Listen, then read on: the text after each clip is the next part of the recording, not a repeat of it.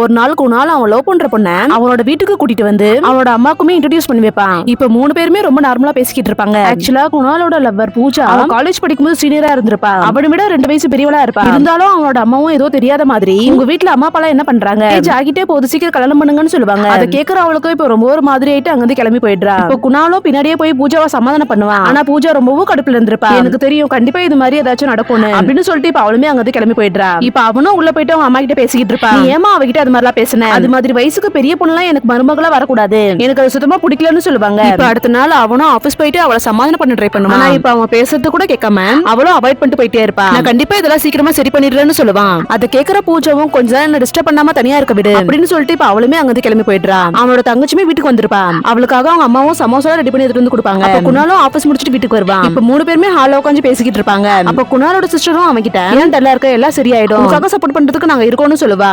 அதை கேட்கற அவனுமே இப்ப ரொம்பவும் கடுப்பாயிட்டு எனக்கு எதிரியே என்னோட ஃபேமிலி ஆளுங்களே நிக்கிறாங்க, அப்படி இருக்கும்போது நான் என்ன பண்ண முடியும்னு சொல்லுவான். அதை கேட்கற அவ சிஸ்டருக்குமே ஒண்ணுமே புரியாது. பூஜாவோட அம்மா அப்பா தான் கல்யாணத்துக்கு ஓகே சொல்லலன்னு சொல்லி போய் சொல்லிருப்பாங்க. அதை தெரிஞ்சுக்கிற குணாலுமே இப்ப உண்மையை சொல்லிடுறான். என்னை விட அவ பெரிய பொண்ணுன்றதுனால அம்மாக்கு இந்த விஷயம் பிடிக்கலன்றதுனால உங்ககிட்டமே போய் சொல்லிட்டாங்க. இதை கேட்கற அவனோட சிஸ்டமே இப்ப ரொம்ப ஷாக் ஆயிடுறா. இந்த காலத்துல இதெல்லாம் ரொம்பவே சகஜமாயிடுச்சு. அண்ணாவோட சந்தோஷத்துக்காக நம்ம இது கூட பண்ணனா எப்படிமா, இப்ப நீ எனக்கு சீக்கிரமா கல்யாணம் பண்ணி வச்சு என்னால வேலை கூட போக முடியாம இருக்கு, இந்த சொசைட்டில நல்ல பொண்ணு கிடைக்கிறது ரொம்பவே கஷ்டம், அதனால அண்ணாவோட சந்தோஷத்துக்காக நீங்க கண்டிப்பா ஒத்துக்கணும்னு சொல்லுவா. அதை கேட்கற அவங்களுக்குமே இப்ப மனசு மாறி பூஜாவோட போன் நம்பர் இருந்தா கூட நான் அவளுக்கு கால் பண்ணி நான் சமாதானம் பண்றேன்னு சொல்லுவாங்க.